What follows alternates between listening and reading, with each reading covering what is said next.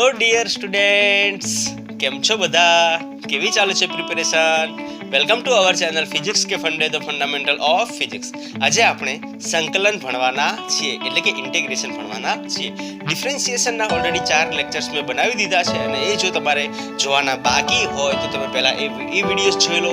એ videos જોશો તો એના પછી તમને સંકલનમાં બહુ જ મજા આવી જશે.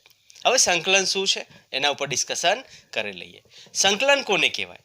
તો મેં તમને વિકલન ભણાવતો હતો ત્યારે મેં સમજાવ્યું હતું વિકલન કરવું એટલે શું. તો કે ભાઈ કોઈ પણ માનો કે કોઈ કન્ટિન્યુઅસ ફંક્શન હોય, બરાબર ને, કન્ટિન્યુઅસ ફંક્શન હોય અને એ કન્ટિન્યુઅસ ફંક્શન ને તમારે કેલ્ક્યુલેટ કરવું હોય તો શું કરવું પડશે?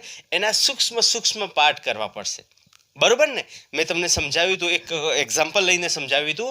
માનો કે અહીંયા આપણી પાસે આ વાય અને આ એક્સ, અને બીજો આપણી પાસે જે આલેખ આપ્યો છે એ વાય અને એક્સ, પણ અહીંયા આલેખ બે અલગ અલગ આપ્યા છે. અહીંયા સીધી રેખા આપી છે ને અહીંયા વક્ર રેખા આપી છે, મતલબ વક્ર કર્વ આપેલો છે.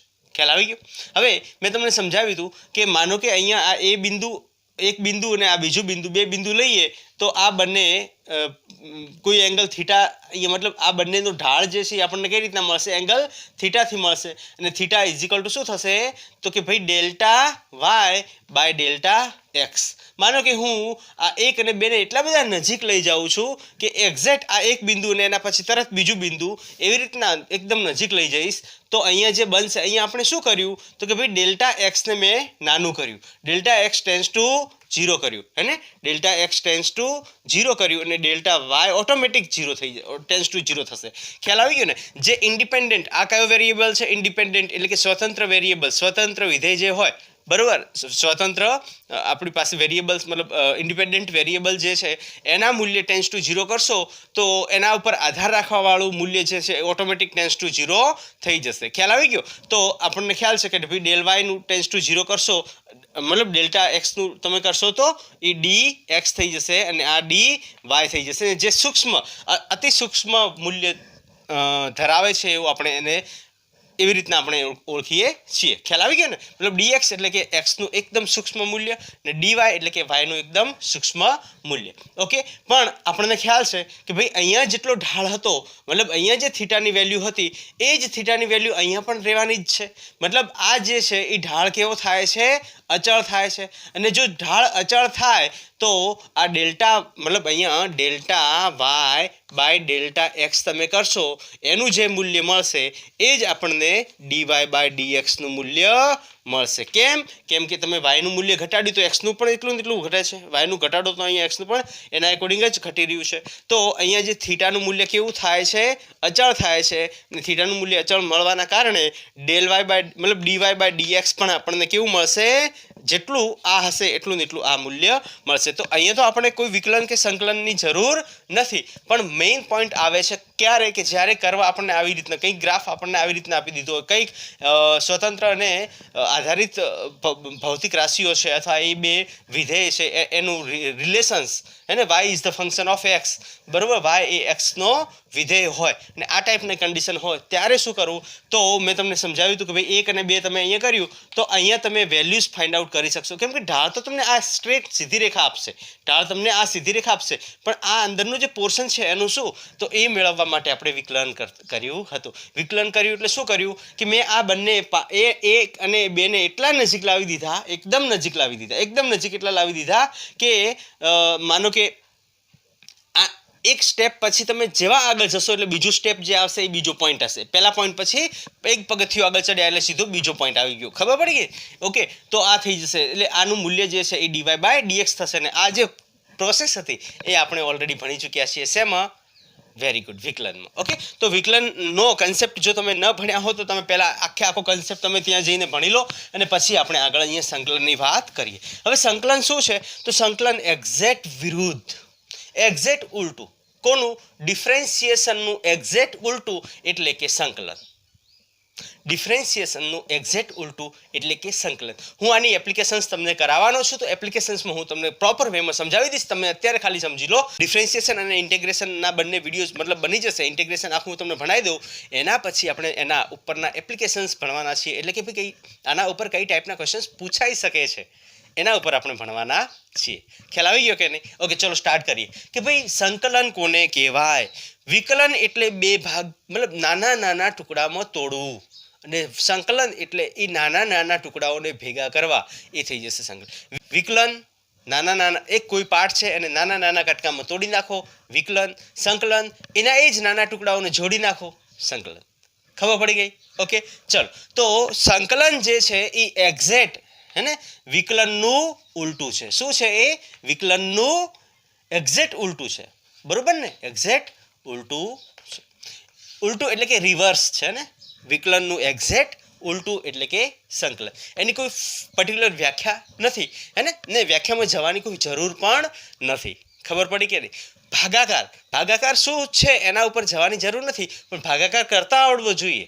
ભાગાકાર તમને કરતા જો આવડતો હોય તો ભાગાકાર શું છે એ સમજવાની કોઈ જરૂર નથી. ગુણાકાર સમજવાની જરૂર નથી, પણ તમે એને ગુણાકાર કરી શકો છો, તમે ઇન્ટિગ્રેશન કરી શકો એ મહત્વનું છે. ઇન્ટિગ્રેશન શું છે એ મહત્વનું નથી. ઓકે, તો વિકલન જે છે સોરી ઇન્ટિગ્રેશન શું છે તો કે વિકલનનું એક્ઝેક્ટ ઉલટું હે ને. ઇન્ટિગ્રેશન એટલે કે હું અહીંયા લખી દઉં, સંકલન એ વિકલનનું એકદમ ઉલટું સ્વરૂપ છે. ખબર પડી ગઈ? ઓકે, એકદમ ઉલટું સ્વરૂપ છે. આ થઈ જશે સંકલન. હવે સંકલનનું ચિહ્ન શું ભાઈ? સંકલનનું ચિહ્ન શું? તો સંકલનનું જે ચિહ્ન છે એ તમને કંઈક સાપ જેવું આવું કંઈક દેખાય તો એ થઈ જશે આપણું સંકલનનું ચિહ્ન. આ જે એને તમને એસ જેવું ફીલ થશે, બટ આવી રીતના હોય છે કંઈક આવી રીતના હે ને. આ જે છે આ એનું થઈ જશે. ઓકે, જનરલી આવી રીતના આપણે રિપ્રેઝેન્ટ કરતા હોઈએ છીએ. આ જે છે એ સંકલનનું ચિહ્ન થઈ જશે. સમજાઈ ગયું? ઓકે, હવે હવે હવે હવે હવે સંકલન કઈ રીતના કરવું? આ તો સંકલનનું ચિહ્ન થઈ ગયું. ભાઈ ડિફરન્સિએશનનું ચિહ્ન આપણે ભણ્યા હતા કે ભાઈ ડી બાય ડીએક્સ હે ને, ડીવાય બાય ડીએક્સ. વાય જે છે એ કોઈ પણ વિધેય હોય, એવી રીતના અહીંયા મેં તમને સમજાવ્યું કે કોઈ પણ ભૌતિક રાશિનું પ્રોપર કેલ્ક્યુલેશન કરવું હોય તો પહેલાં એને વિકલન કરો, અને વિકલનમાં જે ભૌતિક રાશિ મળશે એ નાના નાના કટકાઓ જે મળશે, નાના નાના ટુકડાઓ મળશે, એને પછી સંકલિત કરી દો, એટલે કે પછી ઇન્ટિગ્રેશન કરી દો. ઓકે, તો એવી રીતના ફોર એક્ઝામ્પલ તમે કોઈ વાય જે છે એ કોઈ શું છે? વિધેય છે. વાય એ કોઈ પણ વિધેય છે, એનું તમે વિકલન કર્યું એટલે એ વિકલન આપણને શું મળશે?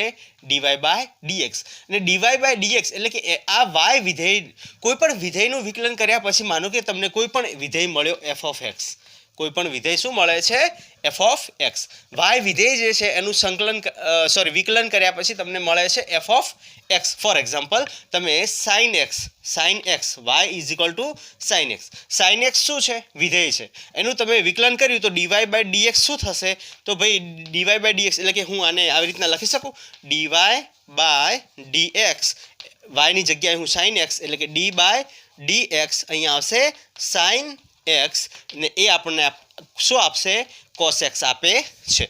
મતલબ મેં આ ડીવાય બાય ડીએક્સ એટલે જે વાય ફંક્શન છે, વાય વિધેય છે, એનું વિકલન કર્યું તો મને કોસ એક્સ મળે. અને આ જે કોસ એક્સ મળ્યું એ પણ એક ફંક્શન મળ્યું છે, અને એ પણ કોનું ફંક્શન છે? તો ભાઈ એક્સનું ફંક્શન છે. મતલબ હું જ્યારે કોઈ પણ વિધેય, કોઈ પણ ફંક્શનનું જ્યારે વિકલન કરીશ એટલે કે ડિફરન્સિએશન કરીશ, અને એ ડિફરન્સિએશન કરતાં મને એક ઓર વિધેય મળશે, અને એ વિધેય માનો કે આપણે અહીંયા શું લઈ લીધો છે? એફ ઓફ એક્સ લઈ લીધો છે. તો આ જે વિકલન થયેલું વિધેય મળ્યો આપણને, એ વિધેયને મારે ફરીથી એને ઇન્ટિગ્રેટ કરવું એટલે કે ભેગું કરવું હોય. મેં નાનો ટુકડો કર્યો, હવે નાના ટુકડાને ફરીથી મેં જોઈન્ટ કરવા છે તો મારે શું કરવું પડશે? સંકલન કરવું પડશે. અને સંકલન કઈ રીતના થશે? તો માનો કે હવે આ જે છે આ ટુકડું આપણે આ સૂક્ષ્મ મતલબ આ વાય વિધેય હતો, આ વાયનું સૂક્ષ્મ પોર્શન ડીવાય જે મળશે એ શું મળશે આપણને? જે આ ફંક્શન છે એનું સૂક્ષ્મ પોર્શન મળશે. ખબર પડી કે નહીં પડી? જુઓ, વાય વિધેય છે. આ વાય વિધેયનું આપણે વિકલન કર્યું, અને વિકલન કરતાં આપણને ડીવાય બાય ડીએક્સ એટલે કે એનું વિકલન આપણને શું મળ્યું? એફ ઓફ એક્સ મળ્યું. હવે મારે શું કરવું છે? સંકલન. હવે એફ ઓફ જો આ જે વાય છે એ હવે અહીંયા કેવું થઈ ગયું? સૂક્ષ્મ વાય થઈ ગયું. આ વાય હતું એ હવે કેવું થઈ ગયું, અહીંયા સૂક્ષ્મ થઈ ગયું, એટલે કે સૂક્ષ્મ વાય થઈ ગયું. અને આ સૂક્ષ્મ વાય એટલે કે અહીંયા આપણે સંકલન કઈ રીતના કરવું એ હું તમને સમજાવું છું. તો માનો કે આ dy ઇઝ ઇક્વલ ટુ આપણે જે વિકલન કર્યું એને મેં રીઅરેન્જ કર્યું, તો dy ઇઝ ઇક્વલ ટુ માનો કે તમને F of x into dx આપ્યું છે. તો એનું સંકલન કરશું. માનો કે મારે આનું y મૂલ્ય શોધવું હોય, માનો કે મારે dy નું કયું મૂલ્ય શોધવું છે, ઓરિજિનલ વિધેય હે ને, જેના મેં કટકા કર્યા, ઓરિજિનલ વિધેય જેના મેં કટકા કર્યા, ઓરિજિનલ વિધેય જેના મેં કટકા કર્યા. અને એ કટકાને ફરીથી જોઈન કરીને મારે ફરીથી શું જોઈએ છે, ઓરિજિનલ વિધેય. ઓરિજિનલ વિધેય શું હતો, અહીંયા y હતો. ઓરિજિનલ વિધેય અહીંયા શું હતો, y હતો. એને મેં dy બાય dx એટલે કે એનું વિકલન કરીને dy ના સ્વરૂપે લાવી દીધો, સૂક્ષ્મ સ્વરૂપે લાવી દીધો. આ સૂક્ષ્મ સ્વરૂપે જે મળ્યો છે એને ફરીથી મારે એના ઓરિજિનલ પોઝિશન એટલે કે ફરીથી મારે વાયમાં રૂપાંતરિત કરવો છે. ખબર પડી કે નહીં ભાઈ? કોઈ પાર્ટને નાના કટકા કર્યા અને એ પાર્ટને ફરીથી મારે જોઈન કરવા છે. સિમ્પલ. તો વાય અહીંયા આપણને શું મળશે, y is equal to integration of dy. કોનું ઇન્ટિગ્રેશન કરવાનું થશે, dy નું ઇન્ટિગ્રેશન કરવાનું થશે.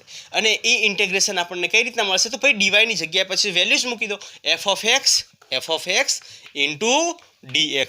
તો આ થઈ જશે આપણું સંકલન માટેનું એક સૂત્ર જે તમારે યાદ રાખવાનું. સંકલનનું સૂત્ર એફ ઓફ એક્સ શું છે, તો કે જે વિધેયનું મેં વિકલન કર્યું હતું એટલે વિકલિત સ્વરૂપ છે. અહીંયા જે વિધેય છે એ વિકલિત વિધેય છે હે ને. આ કયો વિધેય છે, વિકલિત વિધેય. વિકલિત એટલે કે જેનું ઓલરેડી ડિફરન્સિએશન થઈ ગયું છે, જેનું વિકલન ઓલરેડી થઈ ગયું છે, વિકલિત વિધેય છે. ખ્યાલ આવી ગયો? ઓકે. તો આ થઈ જશે y is equal to integration of F of x. અહીંયા ઇન્ટિગ્રેશન ઓફ એ આ સાઇન લગાવશો, આ સાઇન લાગે એટલે આપણને ખબર પડે કે ભાઈ આ ચિહ્ન શેનું છે, તો કે ભાઈ સંકલન કરવાનું ચિહ્ન છે. ક્લિયર? ઓકે, સમજાઈ ગયું ને? તો આ થઈ જશે સંકલન કરવાનું ચિહ્ન. આ વિકલિત વિધેયનો સંકલન થશે. સંકલન હંમેશા કયા વિધેયનું થશે, વિકલિત વિધેયનું જ થશે. ખ્યાલ આવી ગયો? ઓકે, સમજાઈ ગયું? ચલો પહેલાં આટલું લખી નાખો. એના પછી પહેલાં આપણે ફોર્મ્યુલાઝ હે ને, કયા વિધેય છે, મેં તમને 5 વિધેય ભણાવ્યા હતા ને, એ લખાઈ ગયું. જો સંકલન એ વિકલનનું એકદમ ઉલટું સ્વરૂપ છે. સંકલનનું ચિહ્ન જે છે એ સાપ જેવું હોય છે હે ને, સાપ જેવું દેખાય છે ને હે ને. પછી આપણે જોયું કે ભાઈ માનો કે વાય વિધેય મારી પાસે છે ને, વાય વિધેય એટલે કે કોઈ પણ એક ભૌતિક રાશિ છે, અથવા આપણે કહી શકીએ કે કોઈ પણ એક વિધેય છે, ફંક્શન છે. એ ફંક્શનના મારે નાના ટુકડા કર્યા એટલે કે અહીંયા મેં એનું વિકલન કર્યું અને વિકલિત થયેલું આ જે છે આ શું મળ્યું આપણને, વિકલિત વિધેય મળ્યો. એટલે કે ઓલરેડી ડિફરન્શિએટ ફંક્શન મળે છે, મને ખબર પડી ને, ડિફરન્શિએટ ફંક્શન, ધેટ ઇઝ વિકલિત વિધેય મળ્યો આપણને. આ વિકલિત વિધેય મળ્યો અને આ વિકલિત વિધેયને મતલબ નાનું સૂક્ષ્મ પોર્શન હે ડીવાયનું વાયનું મને વાય ફંક્શનનું મને સૂક્ષ્મ ફંક્શન મળ્યું. સૂક્ષ્મ ફંક્શનને ફરીથી મારે વાય ફંક્શન કન્વર્ટ કરવું હોય તો મારે એને સંકલન કરી દેવાનું હે ને. વિકલન કર્યા પછી મારે એને સંકલન કરી દેવાનું, તો પાછું ઓરિજિનલ વિધેય મને મળી જશે. ખ્યાલ આવી ગયો કે નહીં? તો અહીંયા વાય જે છે, અચ્છા ડીવાય આપણને શું મળશે, તો f of x into dx. ક્યાંથી મળ્યું, તો dy by dx is equal to f of x.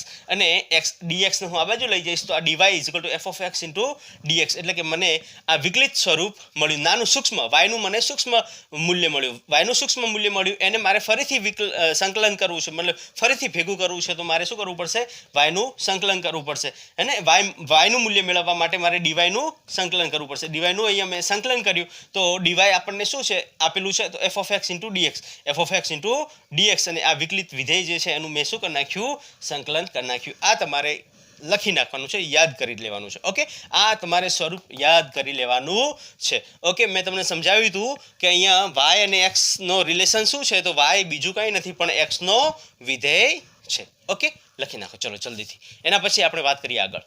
તો હવે અલગ અલગ વિધેયનું સંકલન કઈ રીતના કરવું એના માટે મેં તમને ઓલરેડી આપણે વિકલન કર્યું એમાં મેં તમને સમજાવ્યું હતું કે ભાઈ આપણા કયા 5 વિધેય હતા. એક તો અચળ વિધેય હતો, વેરી ગુડ. પોલિનોમિયલ વિધેય હતો, લોગ વિધેય હતો, એક્સપોનેન્શિયલ વિધેય હતો અને ટ્રિગ્નોમેટ્રિક વિધેય હતા. બરોબર ને? તો આ જે વિધેય છે એ જ વિધેયને આપણે લઈને આગળ ચાલવાનું છે અને એ જ વિધેયને મતલબ એ જ વિધેયના સૂત્રો આપણે ડિરાઈવ કરવાના છે, બીજું કંઈ નથી. તો સૌથી પહેલાં આપણે કયો વિધેય લઈ લઈએ, તો સૌથી પહેલાં આપણે લઈ લઈશું ફર્સ્ટ જે છે એ વિધેય લઈશું અચળ વિધેય.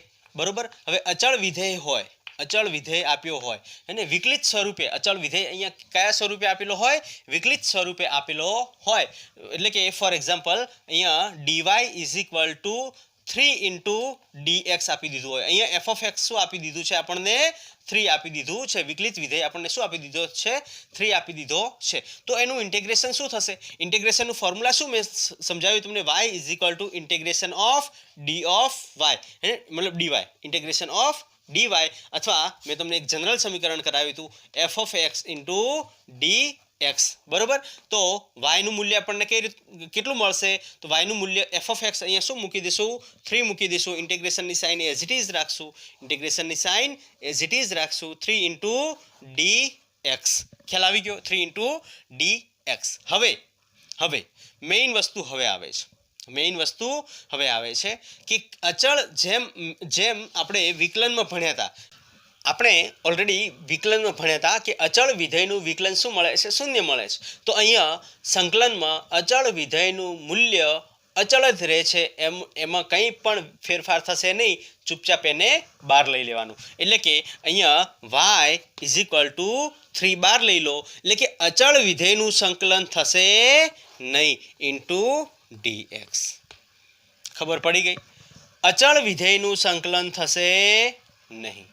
અહીંયા હું લખવું હોય તો લખી દઉં કે અચળ વિધેયનું સંકલન થશે નહીં. બરોબર. અને અચળ વિધેયનું સંકલન ન થાય એનો મતલબ શું? મારે અચળ વિધેયનું મૂલ્ય 0 કરવાનું? નહીં. અચળ વિધેયનું મૂલ્ય 0 નથી કરવાનું. અચળ મૂલ્યને મારે ઇન્ટિગ્રેશનથી બહાર લઈ લેવાનું છે. બહાર લઈ લેવાનું એટલે કે ઇન્ટિગ્રેશનની અંદરથી બહાર કાઢી દેવાનું. આવી રીતના બહાર કાઢી દેવાનું. ખ્યાલ આવી ગયો? ચલો, એના પછી સેકન્ડ જે છે અચળ વિધેય, પછી કયો વિધેય હતો? તો કે પોલિનોમિયલ વિધેય, એને બહુપદીય વિધેય. બહુપદીય